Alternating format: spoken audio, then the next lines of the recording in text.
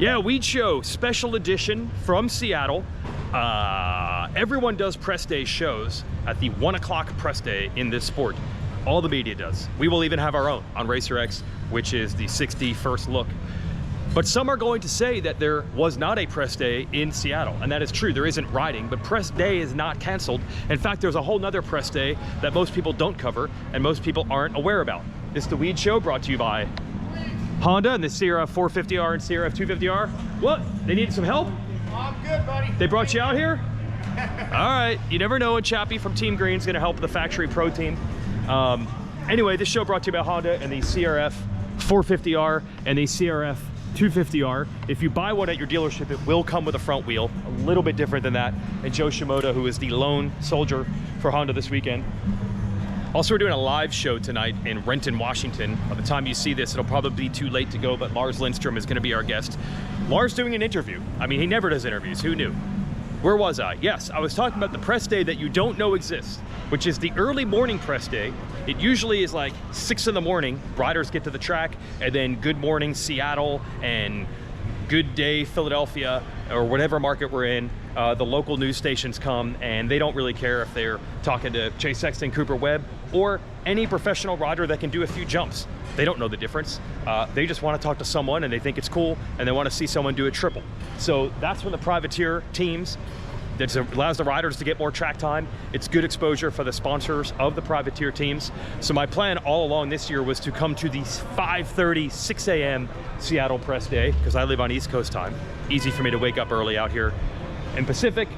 But then it rained and they're not riding, so they decided to instead hold an 8:30 press day where a bunch of local news stations came and interviewed riders. I'm going to talk to the following privateers. They're talking to somebody else. I'm going to talk to the following privateers. I'm going to go over to Next Level Honda, talk to Hunter Schlosser and Justin Rodbell, and then Blaster PRMX. Woo, careful with the Heelys.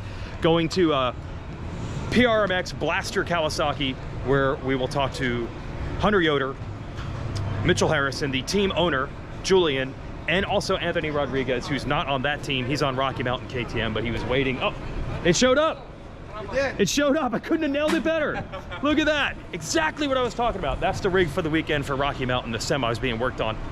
We'll talk to A-Rod in a minute. Let's meet some of the privateers. They always have the best stories.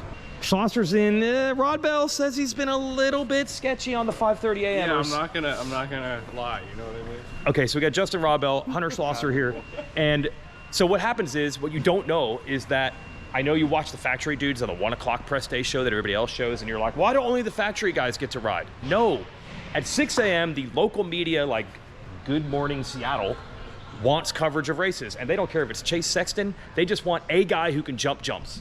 Enter guys like Hunter, enter guys like Rodbell. Yeah, we're like the test dummies. Yeah, pretty much. But I've heard you guys want to ride bad, and you'll take your laps even at 6 a.m.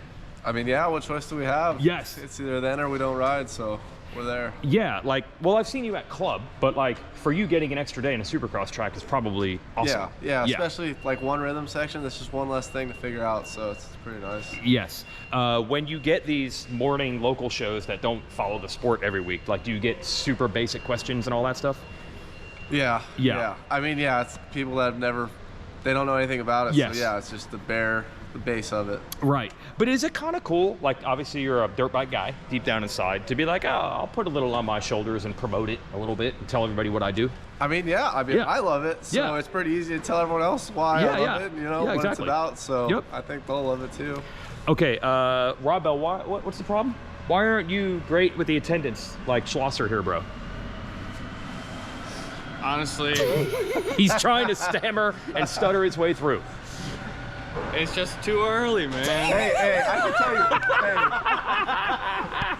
you, last week we were there at 5 a.m. and it was like 30 degrees. It was not like... You did 5 a.m. in Birmingham. 5 a.m. Dude. It's like, yeah, it was freezing. I mean, I was thinking Rodbell was on a better program for sure. I think snuggled up in bed. Yeah. That one might have hurt more than it helped. Yeah, you got a rhythm lane in, but you got to get up at 4 in the morning. Yes. Frostbite on your fingers. Dude, we did. It was bad. Rodbell's got an excuse. He has a full-time job, as you might have seen our exclusive coverage of that, HVAC. Yeah, I actually have been learning, taking it serious during the week a little bit. It's hard to travel Like this week I worked 2 days. Yes. I flew here on Thursday, But if you weren't sick, you would be a normal week. Yeah. And then you're on the plane. Yeah. Like, I rode. You're gonna love this. Yes. Yesterday I rode a 2 days ago I rode a KDX for like an hour and a half. Just a two-stroke? Yeah, just to get some riding in. And I honestly had the most fun I've had all year. Why a KDX, bro? Because I hit traffic on the way home, and that was the only thing at the shop to ride. Like you couldn't get to your house in time to make it back to the track and before dark. You know, you might want to consider the KDX because Rodbell told me he's got a plan. When Supercross is over, what are you going to do? I'm going to race some GNCCs. And we're just having fun. We're just having fun. GNCC and a couple nationals? Yeah, like 5 of them. Okay. I'm lucky. So you're a woods guy now?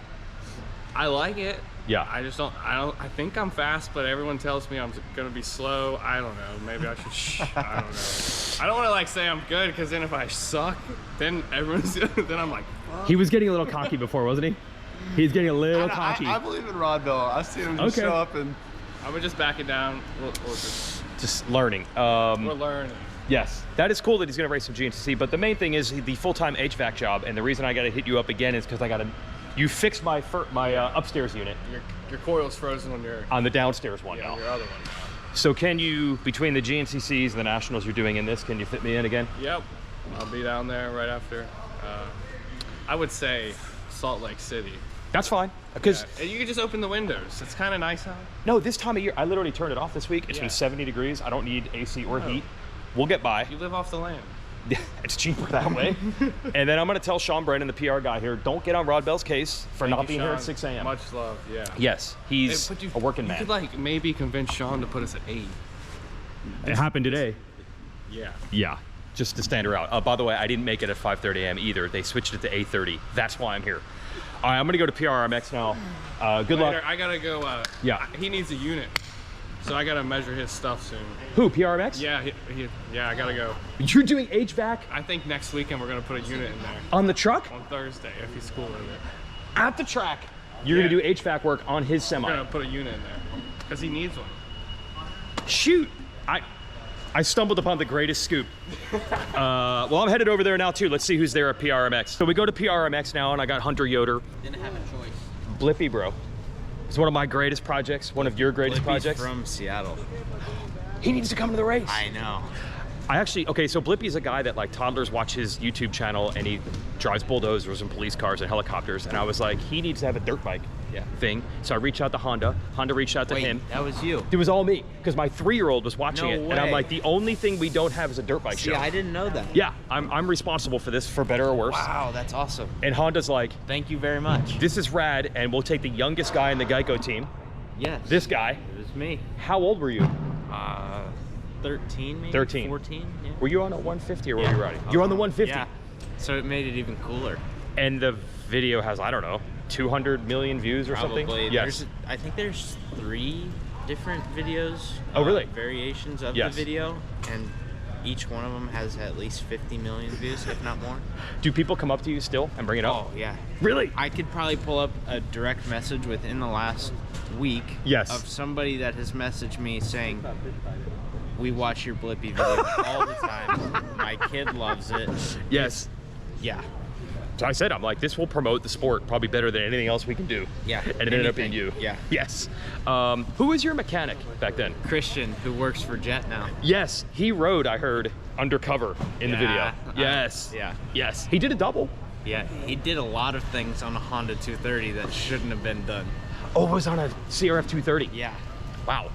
Shout out. Yeah. Shout out. Okay, so you're back on the scene, last couple years of them. I feel like you've had like a career revitalization these last 2 seasons, 3 seasons, wouldn't you say? I would say so. Are you happy with it? Yeah. Yeah. I'm obviously, I want more out of my results and stuff. Yes. But you're on the radar again. You're on the map. 3-4 years ago, like my first year pro, I was thinking about quitting. I did a whole summer where I didn't ride, and it's funny, I was actually looking back like on my Instagram the other day. I went from like training for Supercross to after the last round not riding one bit. I had 2 bikes. I chose not to ride them. You were over it. I had a van that I could load the bikes in. I chose not to do it. You were over it. Yeah, I literally sat on the couch for like 3 weeks straight after Supercross. And then I was like, well, I got to do something. So I got my coaching license from USMCA. Okay. Was training some kids. Then had a buddy who raced Super Mini. Yep. And his dad called me and was like, hey, I went to Mammoth. And they were like, hey, like, you know, would you be able to train him for up until Loretta's? Like from now until then. Yeah. And so that's what I did. I spent a whole month in North Carolina at Daxton Bennick's house, literally training and hanging out. And then... Were you training for yourself, or were you a trainer? No. I was a trainer. You were training like Dax? When I say that, yeah, I was the complete opposite of training for myself. Like, I'm telling this kid, like, do 10 jump squats, do 20 jumping jacks, and then I'd go back to the van when we were done, and I'd heat up like a Pop-Tart, dude, and call it a day. Like, but you were how old yourself at this point? 18, 19? 18, yeah. And you were a trainer now? I was a trainer, yeah. Yeah, and then after Loretta's, he came back to my house, and Julian maybe called me and was like, hey, do you want to ride? And I was like, okay. We'll see. Your heart was really in it, it sounds like. Yeah, oh, super. Oh, yeah, really into it. And I have an old 450, and I busted that thing out. Went and rode a handful of times, maybe 15, 20 times. Probably 10 of those were in the hills, like doing jumps and stuff. Like when I'm telling you no training whatsoever, like none. Yes. And then flew out to Julian in South Carolina. And at that, Julian's the team owner over here, Julian's, for PRMX. Yep. And when I say literally 3 to 5 laps at a time, like... That's all you could do? Yes. In November. This is in November that I'm doing 3 to 5 laps at a time. And like, I'm like, dude, did I make the wrong decision? Like, because you were committed to race. Yeah, I'm living on my own at a training facility in this little old hotel room on my own, no car, nothing. And all I do is like get up, make my breakfast, go ride, come back, make my lunch. I was smoked after riding, no gym. Couldn't even do it. No. Yeah, then I went and raced, and I made practically all the main events that year. The year before I made 2, so. Wow. Yeah. Just mental? Like because you were rejuvenated or something? I guess, yeah. Well, the year prior when I first started racing Supercross, I took a lot of hard hits after, like, leading up to that point. I see. The week before, Geico announced that they were shutting down. 2 weeks before, I was in with Ziggy and Jeff Myshak negotiating like 4 or 5 more years on extension onto my contract. And then I get a call like, hey, you should look for something else. That really hurts. And then I rode for a different team who I won't say. And they shafted me. Okay. So that's kind of what put you in this mental state. Yeah, and then I went and did it on my own. At one point, shout out to Kiefer. At one point, my practice bike was Aiden Kiefer's old practice bike. Oh my gosh. So that thing probably had, I don't know, 50 hours on it, maybe more. And this is to get ready for Supercross as a professional? For Loretta's, yeah. Oh, for Loretta's leading into it, yeah. But I had one really good bike and one practice bike. And I, like, Jamie Ellis from Twisted Development, he's like my second dad, basically. I've grown up with him. And he was like, I'll cover everything, like motors, like I'll do it all. And then called Todd Hicks, who worked at Fox. He was like, no questions, gear, I'll get you dialed. So I had like all the setup, but you know, I wasn't like making any money and it was costing me money. And then the year I did Supercross, like it was all money out of my own pocket to go, paying for mechanic, paying for track fees. It cost me 60 or 70 grand, I think is what it added up to. So this is what you had. You got the Geico team folds, another team shafts you. You try to do it on your own. That doesn't go well. That's what put you into this downward spiral. It's not like I did Supercross and was like, oh man, I suck, I should quit. It's like you had the mental hits were coming. It was just like 2 years added up. So this guy, Julian, calling you, Julian that really called did it. me for my first year of Supercross, and I was like, no, like, thank you. Like, yes. It wasn't anything against him. I had Honda support, and I thought I was going to have more than what I actually ended up getting. Oh yeah, because Honda did try to like place every one of those other Geico team, like hook them up a little bit. They tried, yeah. Yes, but it didn't work out. No. Yeah. And I got told like that things were going to be different than they were. Yes. So I was trying to be loyal to them, and in the end, it didn't work out for me. So this really rejuvenated you, Julian, and this team. Yeah. Yeah. Ziggy from Factory Connection and Jamie Ellis were the two. I've said it before, like on both. They were the two that like are the biggest reasons that I'm still racing. I called Ziggy.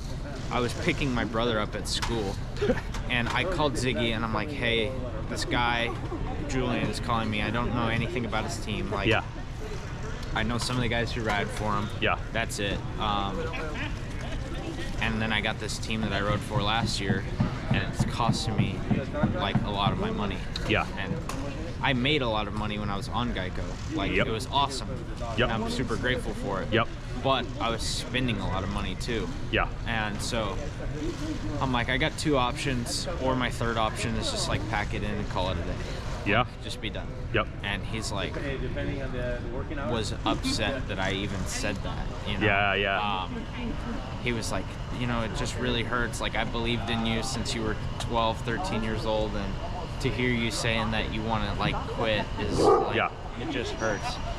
And you know, like when he said that, then I was like, wow, like this is a guy who's watched a lot of dudes ride. And yeah, you're right. Yep. Like for him, you know, he's not just saying that to tell me that. Like, yes. So that meant a lot to me. And then after that, I was like, all right, like I'm gonna go give it a shot. See what happens. And your starts, dude, you clearly never forgot how to do that. No. Because that's really what kills it for you out there. Yeah. Like, I'd say more than half the time you get a good start, which is more than most guys can say. Yeah. Yeah. Yeah, I don't know what it is. Like, people think that it's some sort of something, and I don't know. Like, because even Steve asked me last year, he's like, what happened to your starts? And I'm like, I don't know. I didn't change anything. Like, 2 years ago, I pulled multiple hole shots here in Seattle. Yeah. And then last year, probably nothing inside of the top 5. Yeah. And then this year, it's been back on track. Yep. So yeah, there's no special sauce or anything. It's just, I don't know. Last thing for you, do you have a goal? You've clearly proven you to be a top 10 guy, maybe in flirt with like 7 to 5. Like, where do you? 7 to 5 would That's the goal. Yeah. I mean, ultimately, like, I feel like I feel like what's holding me back is the fact that I haven't done it. And it's hard for me to say, oh, I'm a top 5 or a top 7 guy. Right. When I haven't proved it to myself. Yep. I know I can be there, but I haven't done it. And, you know, I feel like there was a couple races, like, I should have been there. Like, A2, I should have been there. So, yes, I feel like those are my goals, but at the same time, they're super achievable, and I just need to go and do it.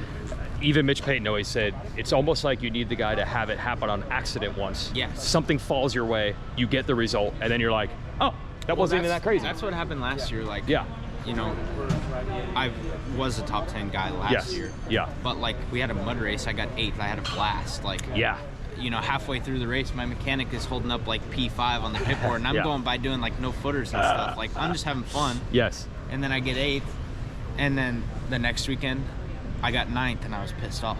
And I crashed, I got 9th. So you rode well. I lost positions, and I got 9th. And then the weekend after that, like, I started in the back, and I worked my way up to 10th. So it's like, I feel like it just needs to happen.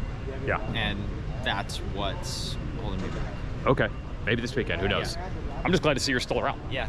I mean, you could have not been, easily. 3 years ago, you could have been done. Yeah, I could have been done, and I don't know what I would have been doing. Moving boxes with my dad. It would have sucked. Okay, this is the team owner of PRMX. Really, Partzilla Blaster is what you want us to. That's your sponsors. Yeah. Partzilla Blaster. Yeah. I get it right at the TV show about 70% of the time. 55. Okay. Julian, we talked to your rider hunter, Yoder, for example. I'll probably talk to some other guys. But why you do this? You have this privateer team. It's slowly but surely leveling up. Yep. Do you even know why you're doing this? I think I do. Okay. I think. I think I want to get to the top at some point. Okay. Yes. Yes. So I don't think so. I'm just being a retard a little bit. That is the goal. That's the goal, is to be one of the top teams there. Yes. If it's still at the privateer level, I'm fine with it as long as we're, going up. Continually improving. Yes. Right, because now you're a team that making the mains are automatics, pretty much for your guys. Yoder crushes it. Harrison makes it pretty much every week. Yes. Cade, he's not here, not but talk about Cade. yeah, Cade's not here, so it's fine. So you do feel you're leveling up. Yeah, every year, and it's been like that for what, like 9-10 years so far. So 15 years in the making, 16 this year. You had a team for 15, 16 years. Yes. This was starting in, you're Canadian, yes. so it started up there? Yes, 2009 is when I actually thought about that. Yes. Yes, and just keep going, How many people, when you were a Canadian team and a Canadian guy living in Canada, when you were like, I think I could make the move to America and race Supercross and AMA, how many people said, you're insane, dude? I'm not that smart to count that high. Okay. A lot. Yeah, a lot of people do. Okay. You have to be millionaire or billionaire to become a millionaire for race team and stuff. Well, I like to prove people wrong, so that's your motivation. Pretty much why I do it too. Yeah. That's just the sport is like a bit smaller and stuff, like F1 and this and that. Yeah. It's a little true. bit. Yes. But it's fun to perform in an area where not many does. Yeah. So I like that. I like the challenge. And then what you also do as a byproduct of that is, like, so Yoder told me about, like, he was pretty much done as a racer. He might have retired. We heard that a million times. Take the credit. Take the credit. You're taking guys. Mitchell Harrison was also great as an amateur. He was on PC briefly, but don't let him downplay it. He's saying it's the truth. If it wasn't for Jules, I wouldn't be here. Thank you. So what you've done is, and maybe your goal is to just make mains and you don't care about the human side, but you've given guys a chance to race who might not. Yeah. Yes. Well, you do care about this. Yes, I do care about that, and it's not, Hunter's been with me for 3 years, and if everything works out, I plan on keeping him with me. Yeah. So till we either grow super high together or we part ways, but it's never gonna be like in the wrong situation. Yes. My goal right now is to give one of the best platform there is for guys that can't land a factory ride. Yeah. Right. So it's like, that's the main goal. So. Okay. Yeah, it's working. It's working. And then the sponsorship thing, you've picked up a couple now. Yeah. How do you pull that off? How difficult is that? Because that would be the hardest part, I would think. It is one of the hardest parts, but my background in life helps me in that. So. Okay.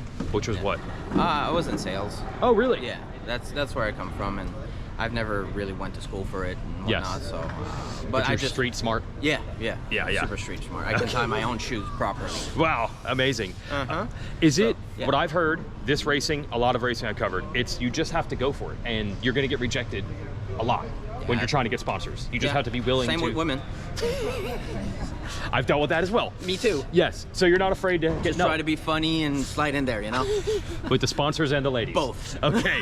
So you've had many sponsors just not respond, turn you down. Oh yeah, on the off. Not anymore so much because we have Partzilla for multiple years and we have them for, good relationship for future blasters going good, and all the other ones like Maxis, ASV, Fist, Arai, like all these guys are been a part of my program for a few years now. So it's not as hard because we build a relationship up to where we are, but every year it's like, oh, maybe I can get a sponsorship for that or this and that, and you would send maybe 5,000-6,000 emails in a year, who knows, so wow. Yeah, and you'd maybe get 2-3 replies, 5 if you're lucky. Jeez, oh man. Yes, and that's what it takes. That's what it takes. It's like sending an email and forget about it, pretty much, right? It's like putting all your money that you have in a savings. A lot. That's a lot, and no one knows, and it's in a saving, and then you forget about it. Same thing. Oh yeah, then one day you look at the account and you be like, oh damn, that's the good. interest went up, or you got an email back. Yeah. I got a story when I was covering the low-level NASCAR, which is called ARCA now. I talked to one of the dads, and he said when he and his kid were driving to the races, every tractor trailer on the road, they'd write down the name, Google it, find numbers, and call. They were probably making 3 to 4 calls per day. Probably a good salesman. Yeah. They make 3 or 4 calls per day, so that's probably 900 to 1,000 calls per year. And then Krispy Kreme answered their call, and they got a 3-year Krispy Kreme deal, which helped them pay for it. They got, so that's that you're gonna like that one. Oh yeah. But my point is, they had Hunter on a 450 with you. We'd have to recheck the sack. 102 is the sack number. So they had 999 calls that went nowhere, and 1 that said yes. Yeah, it's 1%, right? That's it. 0.1%. Yeah. He's better at math than the guy who said he couldn't count. Yeah. Anyway, it's good to see what you do. Last piece is I've been covering this early press day. You guys have been here for the 6 a.m.ers. Do you do some of those? Most of them are 7:30. Okay, you've been here for the 7:30 a.m. But we do thank Sean to have us every weekend. Yes, but if it's available, you guys do it. Yeah, of course. Track time, sponsor time. Media. Do you throw that in your mix? You? Ugh, I'm very rarely here. Oh. But you do go to the sponsor and be like, hey man, we got on local TV every Friday. Well, it's all part of the packages and stuff. I won't say too much, all my tricks, but yeah. Yeah, don't give away your secrets. Don't give away your secrets. You had a monkey as a pet? Monkey as a pet. One more guy we're going to talk to over here is Mitchell Harrison, also on Partzilla, PRMX. Yep. First of all, 450 guy here lately. A big 450 guy. Big 450 guy. What made you decide to do that, and what has that been like switching over? It wasn't really my decision. Last year, Aaron Tanti got hurt, and it was a Tuesday, and we were just messing around with Hunter in Hunter's backyard, and I wanted to try out Aaron's bike because he couldn't ride that day. So I rode it around, and for some reason, Craig and Julian had the great idea of like, hey, let's try Wednesday on an actual Supercross track. I'm like, okay. I rode pretty well against Hunter, and they're like, do you want to do 8-1? And I'm like, on a 450. Yeah. Well, big boys. Yeah. Maybe. So did 8-1. Then what was next? San Fran, and then San Diego happened. Yeah. And if everybody remembers that crash, that was a fun one. I got this nice scar. And then they continued, and then we go to Detroit, where I was going to do East anyways, and they were like, do you want to continue? I'm like, why would you think I should continue? What has made you It hasn't been going awesome, you're saying? No. Okay. And then Detroit made it, and so you did race 450 there. Yeah. Oh, turned it all around. Yeah, Detroit, I made it, and it's been rolling really nice since. This year has been really good. It's I feel way more at home. I don't feel like OJ little threes anymore, so there's not as many sketchy moments. Yeah, you're making the mains pretty consistently at this point. Like, is making main even on your list? Or you're like, no, we got that. We're worried about the main event now. My main concern is being competing for like 12th or being top 15. Yeah, it's tough. Yes. Last week I feel like I made a way bigger stride. Obviously the overall didn't show that. But, rode really well. So I feel like I've turned it up a notch. How did you even end up on this team in the first place? Basically. Hunter's taking credit. I'm taking partial credit. I like it. Definitely taking partial credit. So I knew Julian from Canada, and we would talk every so often. And I think we kind of talked about working together, but I was still committed with the Canadian team up there. Yeah. So he was like, oh, well, you can't just do Supercross, you gotta do outdoors for us too. I'm like, oh, okay, whatever. But then it turned to, okay, we need a guy. Yeah. And I'm like, heck yeah, let's do it. Okay. And where Hunter comes into the equation, I was like, hey, how's the team? Yeah. And he goes, it's getting a lot better. I'm like, okay, let's do it. And he did not. That's a good enough endorsement. Yeah. I wasn't like the greatest endorsement I've ever heard. It was like a 7-minute phone call after Charlotte SMX. Yeah. Oh, okay. I basically was like, hey, you coming back? He's like, yeah. I'm like, sick. We're going to golf a lot. All right. So you're in. That was about it. And you guys are all where now?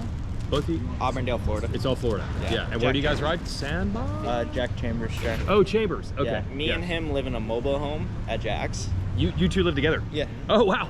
Okay. Yeah, we're roommates. Yes. All right. Yeah. Great time. Yes. Again, a lot of golf. Yeah. A lot of good cooking by Hunter.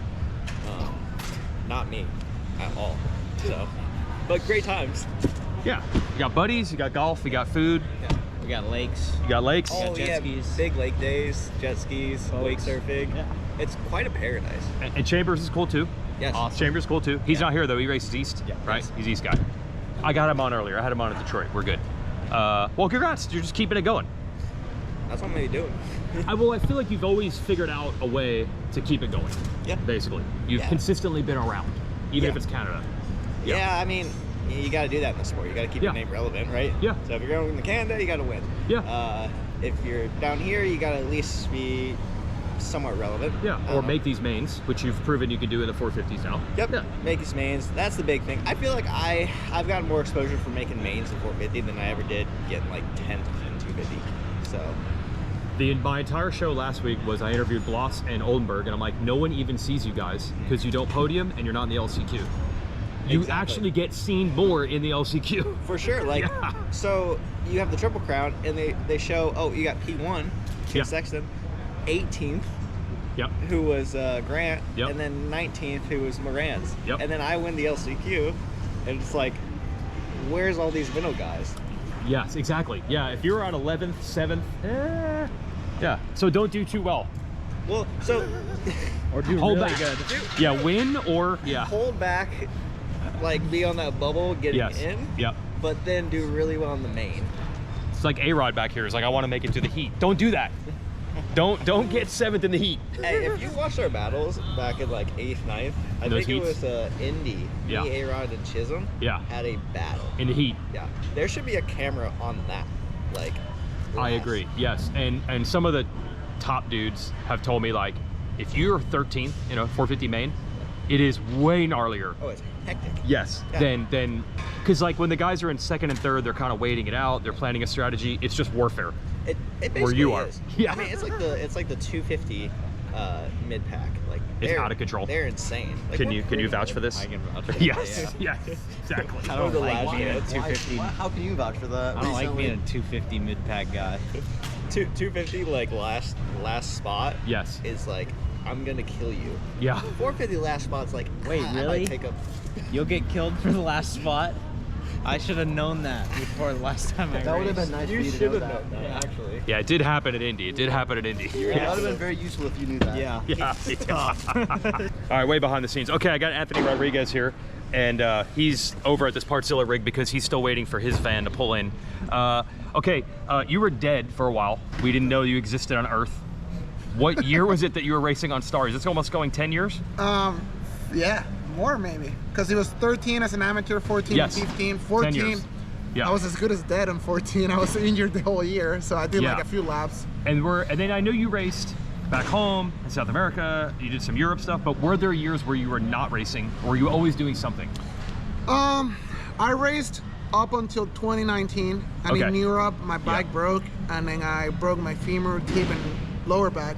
I decided to step away from the sport. Obviously my injury was going to be like 6 months before coming back, so obviously I didn't have a contract, and that led me to look at things differently. I was like, oh, I kind of hate the sport. Sure. Not riding, just like how it works. Yeah. And so I stepped away. I got a real job, making decent money. I thought I was happy until I realized how boring real life is. Really? Yeah, I mean, I had dental, I had insurance, I had 401k, I had it all, and I was making good money. Yeah, and tell everybody what this actual job was. This is hilarious. I was a hard coffee salesman, so it was alcoholic coffee with coffee? alcohol, yeah. And where is this? Back home? I was in Tallahassee, so I was in... Oh, you were in Florida? Yeah, I was the northern Florida, South Georgia regional salesman. And so we go into places, drop off free samples, try to get some sales. I would do events too, so if they were doing music concerts that they were sponsoring or whatnot, I set up a tent, give out free product. And it was good, But then COVID came around. Yep. And the CEO of the company was letting go of a few of the salesmen. He really liked me. He came from the downhill scenario too, mountain biking. Oh, okay. So he was like, listen, I'm trying to hold back good employees, so let's just switch you over to marketing. Yeah. And that's when I started riding again after like a full year of not racing from that injury I talked about. And then I started doing a desert race video back when State of Ethos were around. I learned how to backflip too. Whoa. So yeah, well, I wouldn't say I learned, I did it once. You were doing some content. I was creating content. I was thinking about becoming a free rider because I wasn't sure that I would enjoy racing. Like I said, I stepped on my own terms. I stepped away from the sport on my own terms. And then Brazil, Factory Honda Brazil gave me a call. Somebody got injured. What? And I'm like, well, I'm creating content. Might as well go there and create more content for Factory team. Okay, okay.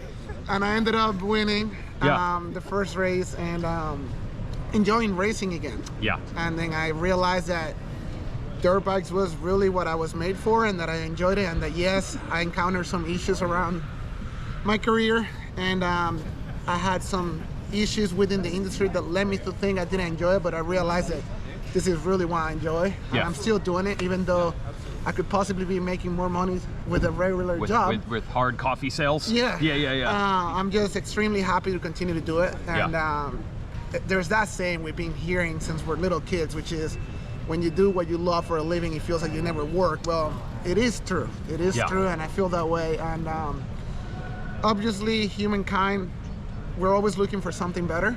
Yeah. And I found to satisfy that need from trying to get better results. And as long as I have all my bills paid and everything, I was lucky enough that I had people that managed me financially well when I was at Star Racing, so I invested my money into some really good passive income makers. So I have that backup. That's also what allows me to race the way I do today. Because if I didn't have those rental properties and I needed to 100% rely on my racing income to pay my bills, I probably could, but it would be way more stressful. So I'm in a very, very comfortable space when it comes to it, that I get to do what I love for a living, also because I have that backup. And then all of a sudden your results this year started to get way better. Just talk about what changed to get back on the level this year. Yeah, I mean, you know, when I was racing in Brazil, I ended up staying there for 3 years. I had mechanics and everything. I've been pretty self-reliable my whole career, so I've always known how to be a mechanic. But when you're doing it all on your own, it becomes harder to be competitive, because working harder doesn't necessarily mean you're gonna get better results. It's about working smarter. So when I'm washing my bike and working on it for 2 hours, I shouldn't look at Chisex and be like, well, I'm working harder than him. Because you know what he's doing is 2 hours of a bike ride or 2 hours of yoga. That makes him a better athlete, not working on his own bike.